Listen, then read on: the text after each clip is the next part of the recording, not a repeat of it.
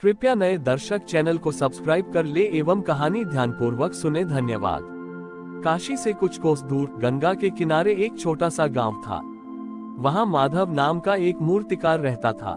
माधव जन्म से ही बोल और सुन नहीं सकता था, लेकिन विधाता ने उसके हाथों में एक अद्भुत कला दी थी। वह मिट्टी और पत्थरों को इस तरह तराशता था कि मूर्तियां जीवित प्रतीत होती थीं। वह दिन भर दूसरों के लिए देवी देवताओं की सुंदर प्रतिमाएं बनाता, लेकिन स्वयं कभी किसी मंदिर के भीतर नहीं जाता था। गांव के लोग उसे नास्तिक समझते थे, क्योंकि उसने कभी किसी कीर्तन में ताली नहीं बजाई थी, न ही कभी हर हर महादेव का जयकारा लगाया था।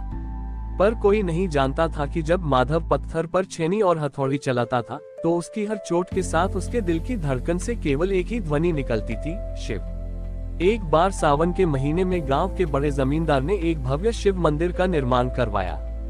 उन्होंने माधव को एक विशाल और अत्यंत सुंदर शिवलिंग तराशने का काम सौंपा।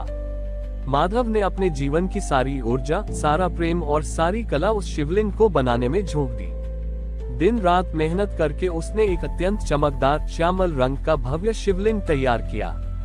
स्थापना के दिन काशी के बड़े बड़े विद्वान पंडित बुलाए गए। मंत्रोच्चार होने लगा, ढोल नगाड़े बजने लगे और यज्ञ की आहुतियों से पूरा वातावरण पवित्र हो गया।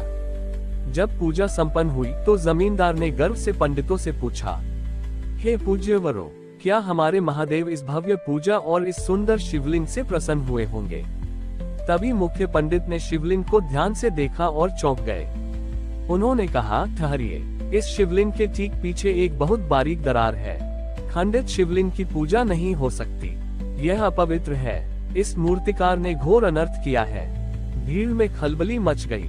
जमींदार क्रोधित हो उठा और उसने सैनिकों को माधव को पकड़कर लाने का आदेश दिया। माधव को घसीटते हुए मंदिर के प्रांगण में लाया गया। वह बोल नहीं सकता था, इसलिए अपनी बड़ी बड़ी आंखों से बस सबको देख रहा था। पंडित ने चिल्लाकर कहा, मूर्ख, तूने खंडित पत्थर से हमारे प्रभु का रूप बनाया। तूने महादेव का अपमान किया है। इसका दंड तुझे भुगतना होगा। माधव समझ गया कि उस पर क्या आरोप लगाया जा रहा है। उसने इशारों में समझाने की कोशिश की कि पत्थर बिल्कुल सही था, लेकिन किसी ने उसकी एक न सुनी। जमींदार ने आदेश दिया, इस अपवित्र शिवलिंग को उखाड़कर गंगा में विसर्जित कर दो और इस मूर्तिकार के हाथ काट दिए जाएं, ताकि ये दोबारा ऐसा दुस्साहस न कर सके। सैनिक जैसे ही माधव के हाथ पकड़ने आगे बढ़े, माधव ने पूरी ताकत से खुद को छुड़ाया और दौड़कर गर्भगृह में चला गया। उसने उस विशाल शिवलिंग को अपने दोनों हाथों से कसकर गले लगा लिया। उसकी आंखों से आंसुओं का सैलाब बह निकला। वह बोल नहीं सकता था, लेकिन उसके भीतर एक चीख गूंज रही थी, हे भोलेनाथ, दुनिया मुझे अशुद्ध कह रही है, इस पत्थर को खंडित कह रही है, पर मैंने तो इसमें अपनी आत्मा पिरोई है। क्या मेरा प्रेम भी खंडित है? उसी क्षण एक चमत्कार हुआ। जैसे ही माधव के आंसू शिवलिंग पर गिरे, उस तथाकथित दरार से एक अत्यंत तीव्र अलौकिक स्वर्णिम प्रकाश निकलने लगा। मंदिर के घंटे अपने आप बजने लगे। गर्भगृह की भूमि पर एक ऐसा कंपन हुआ कि सभी सैनिक और पंडित पीछे हट गए। सबने देखा कि उस शिवलिंग से साक्षात देवों के देव महादेव प्रकट हुए। उनके गले में मुंडमाला की जगह माधव के आंसुओं की माला चमक रही थी। महादेव के चेहरे पर एक असीम करुणा थी। महादेव ने अत्यंत वात्सल्य से माधव के सिर पर अपना हाथ रखा। उस दिव्य स्पर्श के होते ही माधव के कानों में एक दिव्य नाद गूंज उठा, ओम। जो माधव कभी सुन नहीं सकता था, उसने आज ब्रह्मांड की सबसे पवित्र ध्वनि सुनी। और जो माधव कभी बोल नहीं सकता था, उसके मुख से साक्षात सरस्वती प्रकट हुई और वह बोल उठा, मेरे महादेव। महादेव ने क्रोधित पुजारियों और जमींदार की ओर देखा और उनकी गंभीर वाणी गूंजी, तुम पत्थरों में कमियां ढूंढते हो और मैं भक्त के हृदय की पूर्णता देखता हूँ। माधव ने इस पत्थर को छेनी से नहीं, अपने निश्चल प्रेम से तराशा है। जहाँ ऐसा अनन्य प्रेम हो, वहाँ मैं खंडित में भी पूर्ण रूप से वास करता हूँ। ये कहकर महादेव ने उस शिवलिंग की दरार पर अपना हाथ फेरा। वह दरार हमेशा के लिए गायब हो गई और वहाँ एक सुंदर कमल का चिन्ह उभर आया। सभी पंडित, जमींदार और गांव के लोग अपनी अज्ञानता पर लज्जित होकर माधव के चरणों में गिर पड़े। महादेव मुस्कुराए और माधव की आत्मा में हमेशा के लिए समा गए। माधव को अब किसी वाणी की आवश्यकता नहीं थी, क्योंकि उसकी गूंज स्वयं महाकाल ने सुन ली थी। ईश्वर को पाने के लिए बाहरी पूर्णता या ऊंचे जयकारों की आवश्यकता नहीं होती। यदि मन में सच्ची तड़प और निश्चल भाव हो तो मौन भी महादेव तक सबसे पहले पहुंचता है। हर हर महादेव। महादेव के उस साक्षात चमत्कार के बाद माधव का जीवन पूरी तरह बदल गया था। जो गांव वाले कल तक उसे नास्तिक समझकर दूर रहते थे, अब वे उसके दर्शन करने और उसके हाथों को छूने के लिए तरसते थे, जिन हाथों को स्वयं महादेव ने स्पर्श किया था। लेकिन माधव इन सब बातों से दूर पहले की तरह ही शांत और विनम्र रहा। उसे अब बोलने और सुनने की शक्ति मिल चुकी थी, लेकिन वह बहुत कम बोलता था। वह अपनी इस नई वाणी का उपयोग केवल महादेव के भजनों और उनके नाम सिमरन के लिए ही करता था। जमींदार ने उस मंदिर का नाम माधवेश्वर महादेव रख दिया। उसने माधव को मंदिर का मुख्य शिल्पी और प्रधान सेवक घोषित कर दिया। माधव मंदिर के एक छोटे से कोने में रहता और दिन रात महादेव की नई नई सुंदर स्मृतियों को पत्थरों पर उकेरता रहता था। कई वर्ष इसी तरह बीत गए। माधव अब वृद्ध हो चला था। एक दिन काशी के राजदरबार से एक संदेशवाहक माधव की कुटिया पर पहुंचा। काशी के महाराजा एक बहुत ही महत्वाकांक्षी और अद्वितीय कला प्रेमी थे। उन्होंने संदेश दिया कि वे अपने महल के मुख्य चौक में महादेव की एक ऐसी अद्भुत प्रतिमा स्थापित करना चाहते हैं जिसे देखकर पूरी दुनिया दंग रह जाए। उन्होंने इस कार्य के लिए राज्य के सबसे श्रेष्ठ मूर्तिकार माधव को चुना था। इसके लिए माधव को असीमित धन, स्वर्ण मुद्राएं और राजमहल में रहने का निमंत्रण दिया गया था। गांव के लोग बहुत खुश हुए कि उनके माधव को इतना बड़ा सम्मान मिल रहा है। लेकिन माधव ने राजा के दूत के सामने हाथ जोड़ लिए और अत्यंत विनम्रता से कहा, भ्राता, महाराज से क्षमा मांगिएगा। मेरे हाथ अब बूढ़े हो चुके हैं और ये हाथ केवल अपने प्रभु के चरणों में रहकर ही शिल्प बना सकते हैं। मैं धन या राजसी ठाट बाट के लिए महादेव की मूर्त नहीं बेच सकता। जब ये संदेश काशी के राजा तक पहुंचा तो उन्हें अपने पद और प्रतिष्ठा का अपमान महसूस हुआ। वे क्रोध में भरकर स्वयं अपनी सेना के साथ माधव के गांव पहुंच गए। राजा का रथ जब मंदिर के सामने रुका तो पूरा गांव डर से कांपने लगा। राजा सीधे मंदिर के प्रांगण में पहुंचे, जहां माधव एक साधारण पत्थर को तराश रहा था। राजा ने कड़कती आवाज में कहा, शिल्पी माधव, तुम्हारा ये दुस्साहस, तुमने काशी के राजा के प्रस्ताव को ठुकरा दिया। क्या तुम्हें अपने राजा की शक्ति और इस धन का कोई मूल नहीं पता? माधव ने छेनी और हथौड़ी जमीन पर रखी और राजा को प्रणाम करते हुए कहा, राजन, मैं आपकी शक्ति का सम्मान करता हूँ, परंतु जिसने तीनों लोकों के स्वामी का रूप देख लिया हो, उसे इस संसार का कोई भी धन या वैभव आकर्षित नहीं कर सकता। मेरी कला बिकाऊ नहीं है, ये केवल महादेव के प्रति मेरा समर्पण है। राजा का क्रोध 7वें आसमान पर पहुंच गया। उन्होंने अपनी तलवार निकाली और बोले, अगर तुम्हारी यह कला मेरे महल की शोभा नहीं बन सकती तो यह इस संसार में कहीं और भी नहीं रहेगी। मैं तुम्हारे इन हाथों को ही काट दूंगा जिससे तुम घमंड कर रहे हो। जैसे ही राजा के सैनिकों ने माधव को पकड़ने के लिए कदम बढ़ाए, माधव ने शांत भाव से अपनी आंखें बंद कर ली और मन ही मन कहा, प्रभु, आपकी दी हुई यह वाणी और ये हाथ आपके ही हैं। यदि आपकी यही इच्छा है तो इसे सहर्ष स्वीकार है। तभी मंदिर के भीतर से माधव द्वारा बनाए गए उसी शिवलिंग से एक अत्यंत गूंजती हुई डमरू की ध्वनि सुनाई दी, डम डम डम। उस ध्वनि के साथ ही पूरी धरती डोलने लगी। राजा के सैनिक जहां के तहां जम गए, उनके पैर जमीन से चिपक गए। राजा ने घबराकर चारों ओर देखा। उन्हें ऐसा लगा जैसे मंदिर के हर एक पत्थर, हर एक खंभे और यहाँ तक कि हवा के हर एक झोंके से महादेव का रौद्र रूप प्रकट हो रहा हो। राजा के मुकुट पर जड़े कीमती रत्न अचानक टूटकर बिखरने लगे और उनका सोने का रथ अपने आप पीछे की ओर खिसकने लगा। तभी आकाशवाणी हुई, जिसकी गूंज से राजा का अहंकार तिनके की तरह उड़ गया। राजा, तू सोने और चांदी से मेरी मूर्त बनाना चाहता है, लेकिन माधव मुझे अपनी आत्मा में बसा चुका है। जिसकी कला में मेरा वास हो, उसे तू बंदी नहीं बना सकता। अपनी सीमाओं को पहचान, अन्यथा तेरा साम्राज्य मिट्टी में मिल जाएगा।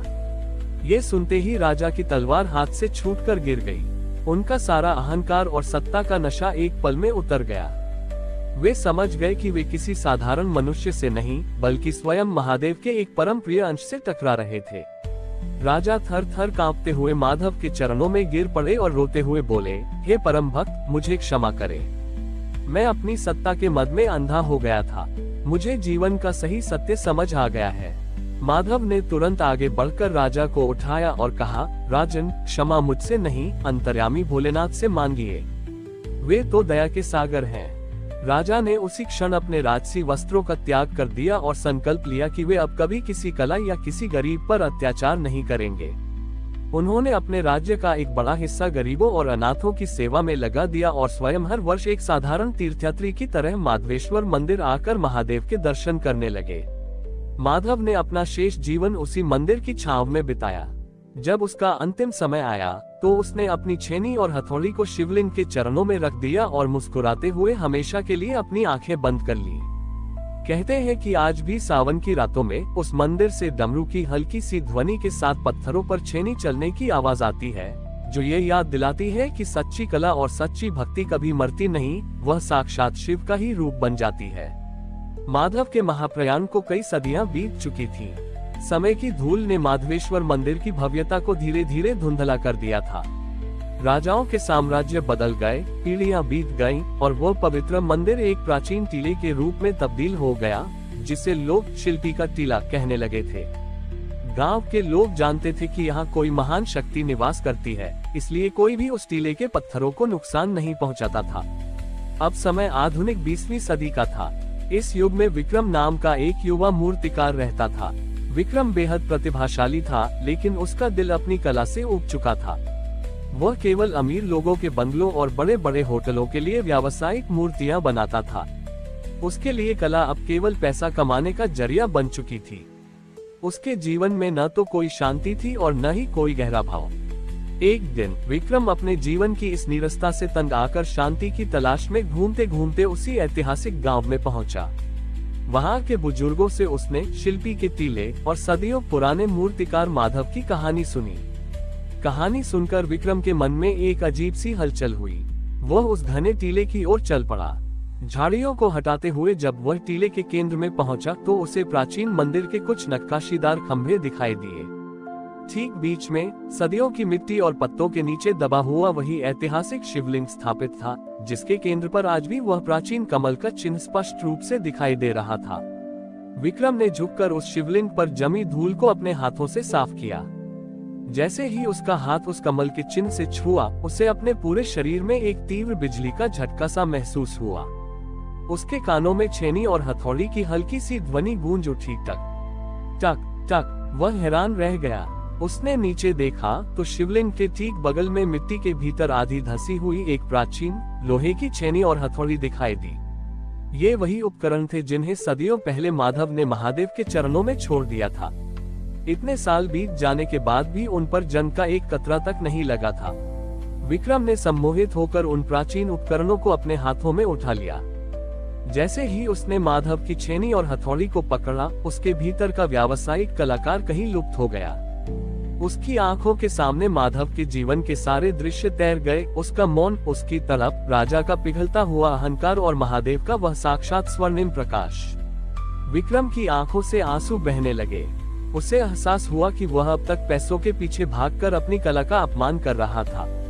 उसने उसी क्षण संकल्प लिया कि वह अपनी कला को पुनः जीवित करेगा, लेकिन व्यापार के लिए नहीं, बल्कि आत्म शांति के लिए। उसने मंदिर के प्रांगण से एक बड़ा सा अघोषित पत्थर उठाया।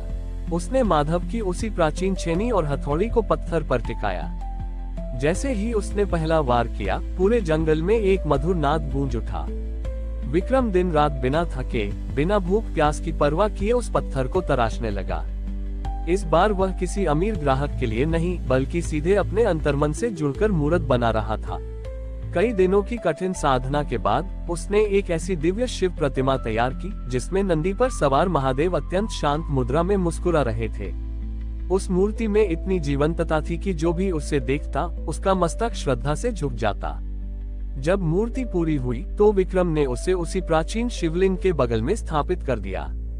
उसने हाथ जोड़कर कहा, प्रभु, मुझे मेरी कला का असली मूल समझ आ गया है।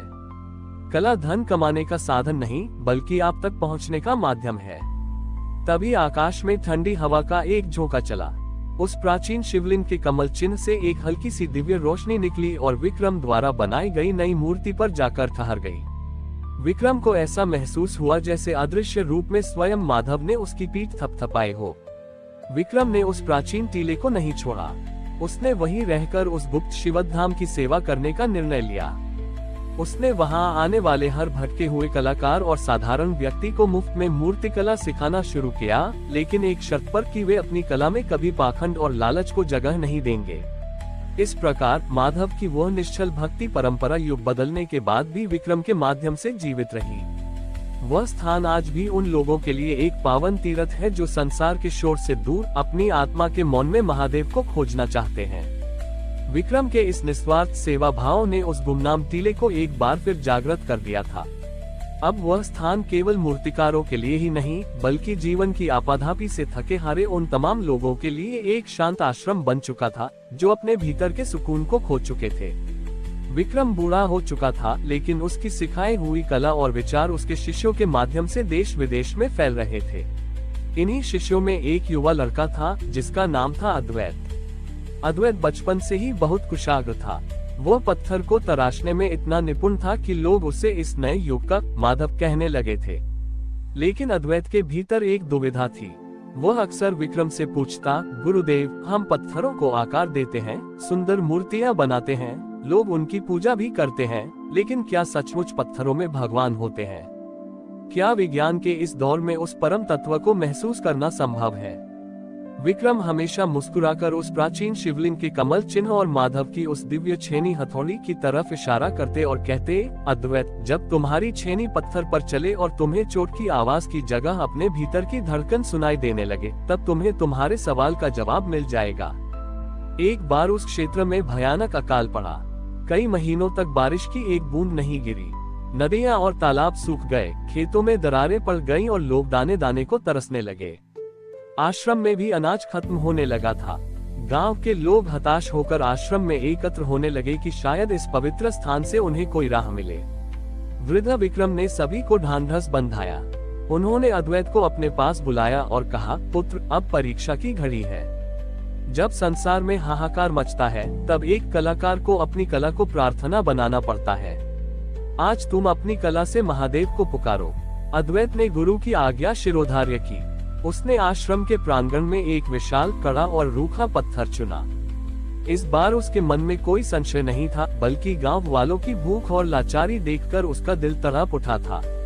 उसने माधव की उसी सदियों पुरानी छेनी और हथौड़ी को अपने हाथों में लिया। जैसे ही अद्वैत ने पत्थर पर पहला प्रहार किया, एक तीखी और गूंजती हुई ध्वनि पूरे टीले में फैल गई। अद्वैत ने अपनी आंखें बंद कर ली। वह बिना रुके, बिना अन्न जल ग्रहण किए लगातार 3 दिन और 3 रात पत्थर पर वार करता रहा। उसके हाथों से खून बहने लगा था, लेकिन उसे दर्द का एहसास नहीं था। उसके हर प्रहार के साथ केवल एक ही प्रार्थना निकल रही थी, हे करुणा सिंधु, हे महाकाल, अपने बच्चों पर दया करो। तीसरे दिन की शाम को जब उसने अंतिम प्रहार किया, तो उसने एक अद्भुत मूर्ति को आकार दे दिया था। यह मूर्ति महादेव के गंगाधर रूप की थी, जिसमें वे अपनी जटाओं को खोले खड़े थे, लेकिन उनकी आंखें बंद थीं और चेहरे पर गंभीर करुणा थी। जैसे ही मूर्ति पूरी हुई, अद्वैत थककर उसी मूर्ति के चरणों में गिर पड़ा। उसी क्षण आसमान में अचानक बिना किसी बादल के एक गहरा सन्नाटा छा गया। हवा की गति रुक गई। तभी उस प्राचीन शिवलिंग के कमल चिन्ह से एक दिव्य प्रकाश निकला और वह सीधे अद्वैत द्वारा बनाई गई गंगाधर मूर्ति के मस्तक पर जाकर समा गया। अगले ही पल मूर्ति की बंद आंखें धीरे से खुली। वहां साक्षात जीवन का स्पंदन था।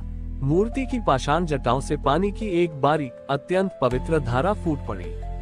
वह जल की धारा देखते ही देखते एक छोटे से झरने में बदल गई और मंदिर के प्रांगण से बहती हुई सूखे खेतों की ओर बढ़ने लगी। ये देखकर गांव वालों की आंखों में खुशी के आंसू आ गए। वे सब हर हर महादेव के जयकारे लगाने लगे। तभी आसमान में घने काले बादल घिर आए और पूरे क्षेत्र में मूसलाधार बारिश होने लगी। अकाल का संकट टल चुका था।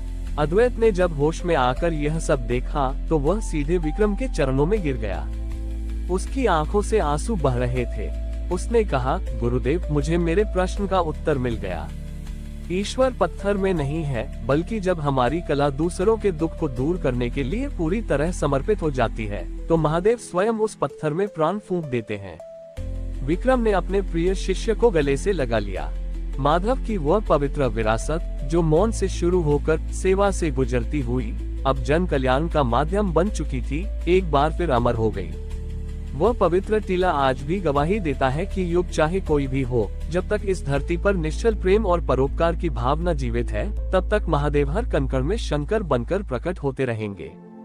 सदियों का चक्र घूमता रहा और अद्वैत की वह चमत्कारी गंगाधर मूर्ति और प्राचीन शिवलिंग समय के गहरे गर्त में कहीं सुरक्षित रहे।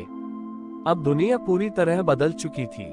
ये सुदूर भविष्य का एक ऐसा दौर था जहां चारों तरफ गगनचुंबी इमारतें, उड़ती गाड़ियां और जटिल तकनीक का साम्राज्य था। लोग पूरी तरह मशीनी हो चुके थे, जहां भावनाओं और आस्था के लिए कोई जगह नहीं बची थी। इसी आधुनिक महानगर के एक कोने में कबीर नाम का एक युवा आर्किटेक्ट और डिजाइनर रहता था। कबीर मशीनों की इस बेजान दुनिया से बहुत ऊब चुका था। वह हमेशा कुछ ऐसा खोजना चाहता था जिसमें जीवन हो, कोई गहरा एहसास हो। एक बार शहर के सबसे बड़े कंक्रीट के पार्क को बनाने के लिए जब जमीन की गहरी खुदाई की जा रही थी, तब कबीर को वहां की देखरेख का जिम्मा मिला। खुदाई के दौरान जमीन से लगभग 50 फीट नीचे मजदूरों को एक विशाल प्राचीन चट्टान मिली। जब कबीर ने उस जगह का मुआयना किया तो उसे समझ आया कि यह कोई साधारण चट्टान नहीं, बल्कि किसी प्राचीन सभ्यता का हिस्सा है। उसने अपनी टीम को रोककर खुद धीरे धीरे उस मलबे को साफ करना शुरू किया। जैसे ही मिट्टी हटी, कबीर के सामने वह ऐतिहासिक दृश्य आ गया। वहां वही प्राचीन शिवलिंग था जिसके केंद्र में आज भी कमल का चिन्ह बना हुआ था, और उसके ठीक बगल में अद्वैत द्वारा तराशी गई गंगाधर महादेव की वह अद्भुत पाषाण प्रतिमा थी, जिसकी जटाओं से कभी जल की धारा फूटी थी। सदियों से जमीन के नीचे दबे रहने के बावजूद दोनों मूर्तियां ऐसी चमक रही थीं मानो कल ही बनाई गई हो। और उसी मूर्ति के चरणों में रखी थी माधव की वह ऐतिहासिक छेनी और हथौड़ी। कबीर ने जैसे ही उस प्राचीन छेनी और हथौड़ी को अपने हाथ में लिया, उसे अपने भीतर एक अजीब सी तड़प महसूस हुई। चारों ओर कंक्रीट के इस जंगल में उस ठंडे पत्थर को छूकर कबीर को पहली बार एक असीम शांति का एहसास हुआ। तभी वहां उस प्रोजेक्ट का मुख्य ठेकेदार और शहर का एक क्रूर व्यापारी आया। उसने इन मूर्तियों को देखा और लालच से उसकी आंखें चमक उठी। उसने कहा, कबीर, ये मूर्तियां तो अद्भुत हैं। मैं इन्हें अंतर्राष्ट्रीय बाजार में करोड़ों रुपयों में बेच दूंगा। चलो इन्हें तुरंत यहाँ से हटाओ और गाड़ियों में लोड करो। कबीर का दिल ये सुनकर बैठ गया। उसने कहा, नहीं सर, यह कोई आम मूर्तियां नहीं है। ये हमारी धरोहर हैं, इनमें एक जीवंत ऊर्जा है। इन्हें बेचा नहीं जा सकता। मैं यहाँ एक सुंदर उपवन बनाऊंगा जहाँ लोग आकर शांति पा सके। व्यापारी हंसा और बोला, इस आधुनिक दुनिया में शांति की कोई कीमत नहीं है कबीर, सिर्फ पैसे की कीमत है। अगर तुमने इसमें अड़ंगा डाला तो मैं तुम्हें नौकरी से निकाल दूंगा और इन पत्थरों को क्रेन से तुड़वा कर ले जाऊंगा। उस रात कबीर वहीं उस गहरी खुदाई वाले स्थल पर रुक गया। चारों तरफ बड़ी बड़ी मशीनों और फैक्ट्रियों का धुआं था। कबीर ने उस प्राचीन शिवलिंग के सामने घुटने टेक दिए। उसने माधव की उस छेनी को अपने हाथ में लिया और अनजाने में ही, बिना किसी मंत्र के, सिर्फ अपने सच्चे दिल से रोते हुए पत्थर पर एक हल्की सी थाप दी। जैसे ही कबीर के हाथ से वह प्राचीन छेनी पत्थर से टकराए, एक चमत्कार हुआ। सदियों से शांत बैठी उस गंगाधर मूर्ति की जटाओं से अचानक फिर से जल की एक अत्यंत पवित्र और तीव्र धारा फूट पड़ी। वह जल कोई साधारण जल नहीं था, उसमें से एक अलौकिक सुगंध आ रही थी। वह जल की धारा देखते ही देखते उस गहरी खुदाई वाले स्थान से ऊपर उठकर चारों ओर फैलने लगी। जहां जहां वह पवित्र जल पहुंचा, वहां कंक्रीट और लोहे की बेजान जमीन को चीरकर हरे भरे पेड़, रंग बिरंगे फूल और सुंदर लताएं अपने आप उगने लगी। फैक्ट्रियों का काला धुआं साफ होने लगा और हवा एकदम शुद्ध हो गई। अगली सुबह जब शहर के लोग और वह लालची व्यापारी वहां पहुंचे तो वे दंग रह गए। कंक्रीट के उस बेजान शहर के बीचों बीच एक अकल्पनीय प्राकृतिक स्वर्ग बन चुका था, जिसके केंद्र में वह प्राचीन शिवधाम मुस्कुरा रहा था। व्यापारी का लालच और अहंकार उस प्रकृति के अद्भुत रूप को देखकर पिघल गया। उसने घुटने टेक दिए और अपनी गलती मान ली। शहर के लाखों लोग जो मशीनों की जिंदगी से थक चुके थे, उस पावन जल को छूने और महादेव के दर्शन के लिए उमड़ पड़े। कबीर ने उस आधुनिक युग में तकनीक और आस्था का एक ऐसा सुंदर मेल तैयार किया, जिसने इंसानों को वापस उनकी आत्मा से जोड़ दिया। माधव का वह मौन, विक्रम का समर्पण, अद्वैत की प्रार्थना और अब कबीर का ये प्रयास, ये सब मिलकर यह सिद्ध कर रहे थे कि युग चाहे सतयुग हो, कलयुग हो या कोई सुदूर भविष्य, जब तक इंसानी दिल में महादेव के प्रति एक निश्चल भाव बाकी है, तब तक शिव का आशीर्वाद इस सृष्टि को सुंदर बनाता रहेगा। अगर आपको यह वीडियो पसंद आया और इससे कुछ नया सीखने को मिला तो वीडियो को लाइक ज़रूर करें और ऐसे ही और वीडियो देखने के लिए चैनल सब्सक्राइब करना ना भूलें।